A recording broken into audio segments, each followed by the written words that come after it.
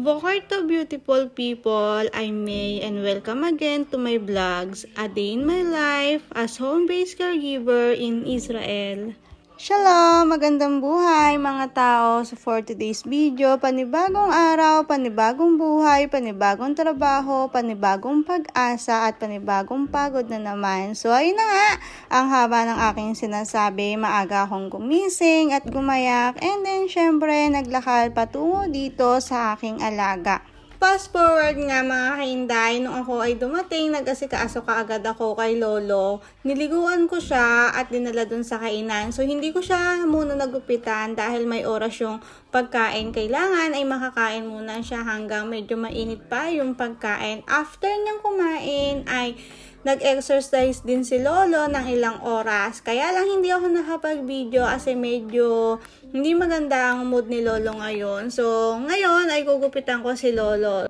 Sa loob ng 3 taon ko kay Lolo ay ako yung naggugupit sa kanya pero hindi ako yung nag-aahit. Pero dahil nung na-hospital na siya ay hindi na niya kaya at naging mas lalong mahina yung kanyang body kaya ako na rin yung nag-aahit sa kanya ngayon ng kanyang balbas. So naka-schedule nga siya na mag-ahit ngayon kaya ayan inahitan ko na siya. Medyo hindi maganda ang mood ni Lolo ngayong araw kasi nga medyo may edad na si Lolo, 94 years old na siya kaya kailangan natin ng mahabang pasensya or mahabang pasensya kasi yun talaga yung numero 1 puhunan natin sa pagtatrabaho dito kasi nga medyo may mga edad na yung mga alaga dito. So pinakapuhunan mo ay yung mahabang pasensya. So si Lolo, mabait naman si Lolo. Pag wala siya sa mood, tahimik na lang din ako. Pero minsan ay syempre napagsasabihan ko si Lolo na huwag ganun, huwag ganyan kasi syempre kailangan kahit papaano ay masabi ko pa rin sa kanya na hindi okay yun kapag ganun, pagka nagtatantrum siya. Pero si Lolo ay nakakaunawa pa naman siya. Hindi mahirap alaga si Lolo, hindi siya maarting alaga, napakadali lang niyang alaga. Kaya lang kung minsan ay madami siyang gustong gawin sa buhay na trabahong pang lalaki, lalo na dun sa bahay, kaya medyo mahirap sa akin. Pero okay lang naman kasi hindi naman araw-araw na ganun. So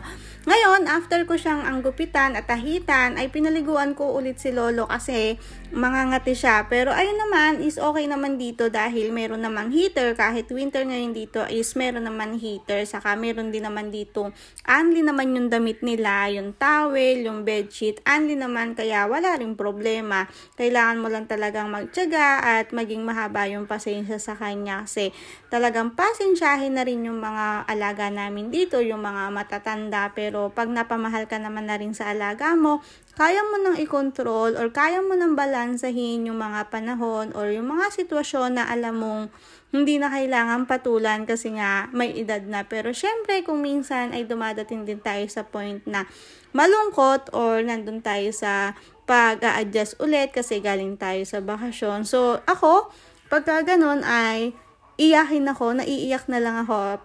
Ginagawa ko lang kapag nagtatantrum si Aba at medyo hindi ako okay ay tinatawagan ko yung asawa ko. Sa kanya ko naman sinasabi lahat ng mga rants ko dito sa buhay ko bilang isang caregiver.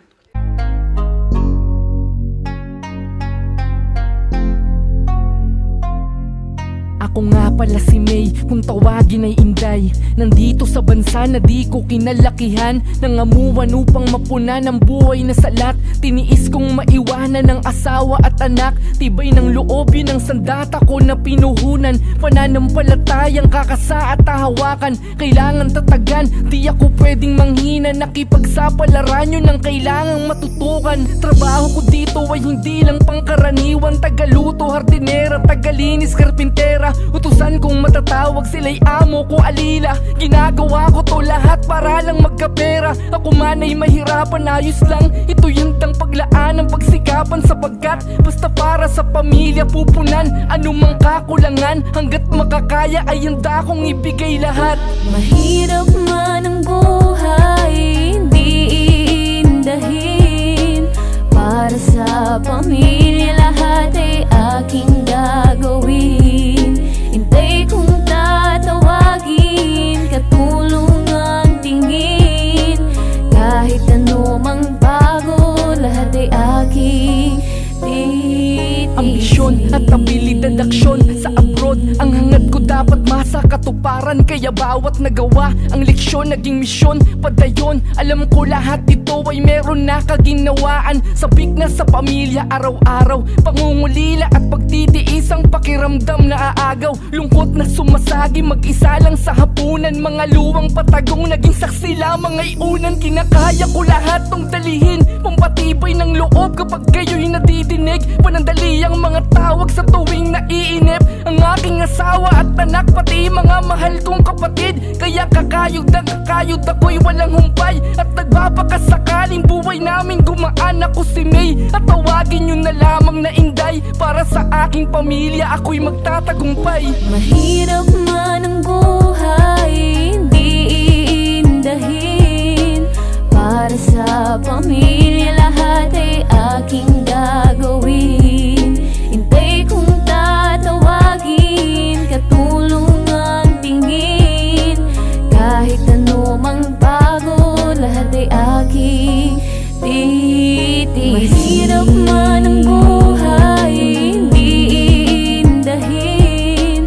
Para sa pamilya lahat ay aking gagawin. Hintay kong tatawagin, katulong ang tingin.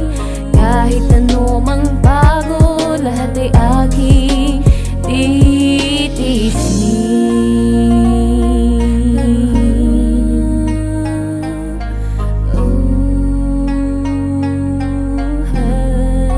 Fast forward nga, pagkatapos kong gupitan si Lolo at liguan ay pinalakad ko siya ng kaunti dun sa labas. Tapos after nun ay nagtayo-tayo si Aba, nag-stretching siya dun. Tapos ibinaba ko siya dun sa lobby.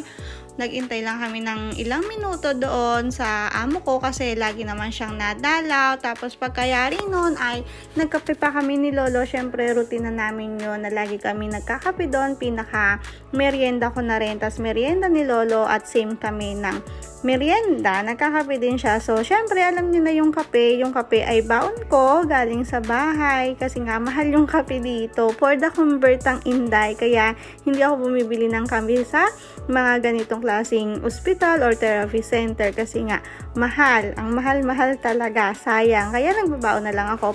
Okay lang naman na magbaon ako ng kape, ng gatas, saka ng asukal, and free nga naman yung hot water dito, kaya okay lang naman din sa akin. Saka kailangan talaga magtipid. Yung kung kape lang naman ay i-convert mo ang mahal-mahal na sa Pilipinas. Kaya hindi na rin ako bumibili para hindi maging abusadong masyado dun sa amo ko. Yung tinapay na lang yung binibili ko na pera naman ng amo ko din yun. So, okay lang naman sa akin. So, ayun, after kumain ni Lolo ay hiniga ko na ulit siya dito sa pahigaan niya kasi ako naman ay uuwi na at syempre medyo pagod na rin ako sa buong maghapon and nandun pa rin ako sa point ng buhay ko na nag-a-adjust. So, yun parang naman sobrang lungkot ko sa part ng point ng buhay ko. Charissa, pero hindi. Ang hirap din naman kasi talaga. Alam nyo ba na mas mahirap yung part ko ngayon kasi nung unang alis ko, yung anak ko ay naglalaro lang, hindi siya umiiyak, hindi siya humahabol. So, ngayon ay pinipigilan na niya akong umalis pero kailangan pa natin makipagsapalaran sa malayo at lagi ko naman pinapaunawa sa kanya na para rin naman sa kanya kung ano yung pinagtitiisan ko ng malayo sa kanila. Syempre, may pagtitiis yung asawa ko at yung anak ko. Syempre, nagsasakripisyo ako at nagsasakripisyo din naman yung pamilya ko.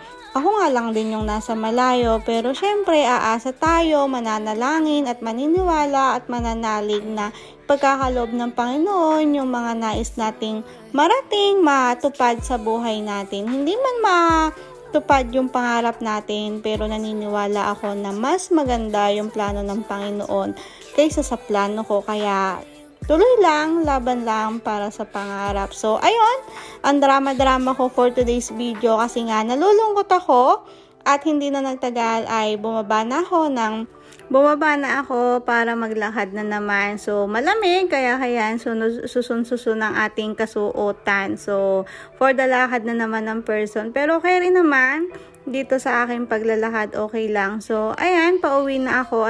Alam nyo ba na sobrang pagod ko din yung maghapon na to, kaya hindi ako ganong nakapag-video kasi pagod talaga ako at nalulungkot. Fast forward ay nakauwi na ako dito sa bahay. Syempre wala tayong tagakuha ng video, ire-ready mo yung camera, papasok ka para kunwari ay ready.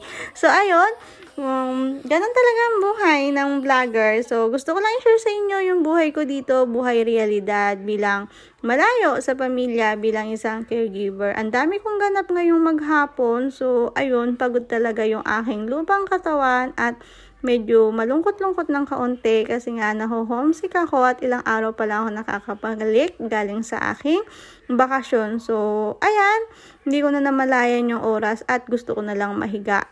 Halos hindi na nga ako nakakain ngayong gabi kasi pagod at malungkot ako. Itinulog ko na lang talaga. So, ayun, hanggang dito na lang. Sana isamahan nyo pa ako dito sa buhay ko bilang isang caregiver sa bansang Israel, sa tunay na kwento na aking may share sa inyo. So, hanggang dito na lang. Bye! Lihitraot!